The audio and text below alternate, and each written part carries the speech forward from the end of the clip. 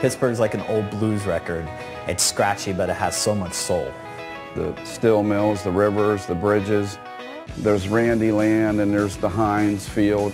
There's a lot of pride in the city right now. Right now especially, I feel like the city itself is going through a great positive transformation. Got a great community feeling. The momentum Pittsburgh has, I feel like I'm a part of something here. Pittsburgh rocks, man. Love Gourmandine Bakery? Yeah. Great. I probably shouldn't love that place, but I do love that place. You find bakeries in France everywhere. When we came here, there were other bakeries, but nothing like what we do. Everything is handmade. We make things fresh daily. What we're known for are our almond croissants. It's a regular croissant that we soak on almond syrup, and then we do our almond cream. I like the idea that people walk in our shop and you don't think you're in Pittsburgh anymore.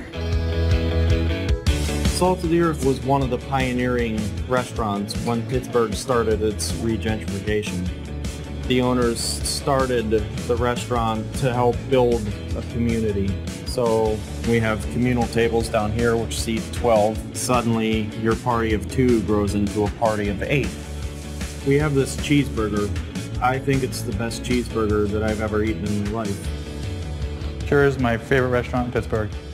I'm not really into the idea of having my mind blown by food I've never seen or heard of. I really love really rustic dishes. I like knowing where they come from. So we cure a lot of meats. We have a big and small salami board here. Big salami will have up to 25 different types of cured meats, salamis, pâtés on it. I really wanted people to look at the space and say, what's that? And I wanted them to leave and tell their friends that there's this thing in Lawrenceville and you wouldn't really expect it and you wouldn't believe it's there. And yeah, I'm really, really proud of that.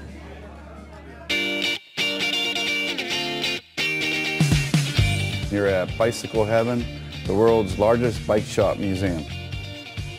We rent bicycles, we do repairs, we do restoration on antique bikes. We have an Elvis and Beatle collection, things like that. The Pee Wee Herman bike I got from a friend, and we display the movie while we have the bike here daily. It's a cool bike. City of Asylum has many programs. The main program is to give sanctuary to persecuted writers. In the 1990s, we heard Salman Rushdie speak, and he talked about the importance of safe houses for writers. And at that time, we had the rental property, and we decided that we'd like to hand that house over to a writer in exile.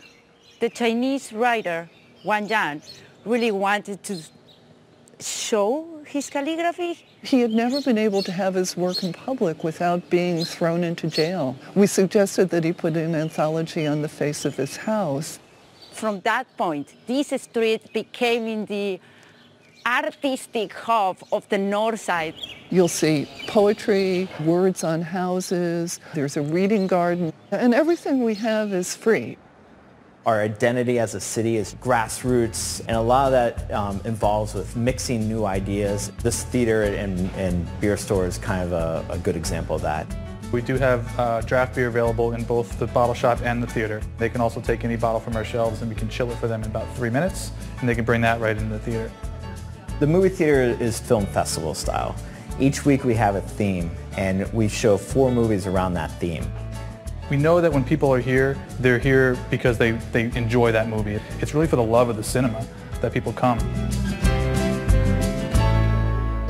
Sweet Virginia, she's calling my name. Wish I was back there in her arms. We're actually in our house. Last year we bought an adjacent lot where we have live music. There was an active arsenal during the Civil War. We thought, why not bring the history back to the neighborhood with alcohol? I think we were the first to do a truly bone-dry hard cider. It's made with 100% pressed apple juice. It isn't made from concentrate. The apples are sourced and pressed regionally, and we also do meads, honey wines. So grappa itself, it's similar to brandy in that it's really best just served kind of straight as a sipper.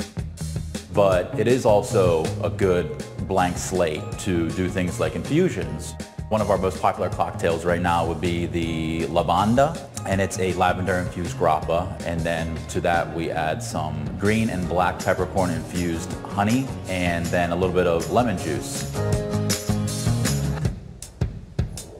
The Livermore is an Italian bar. Our sommelier put together a pretty tight but well-curated list, all Italian wines. A lot of lesser-known grape varietals and Italian-inspired cocktails, things that you would see people drinking in bars in Italy. We're in a great corner. It's a really fun place just to watch what else is happening in the city. When the housing market crashed, Pittsburgh really kind of paused for a minute and then put their foot on the gas. You're going to have a really hard time finding a city that has grown as fast as Pittsburgh has.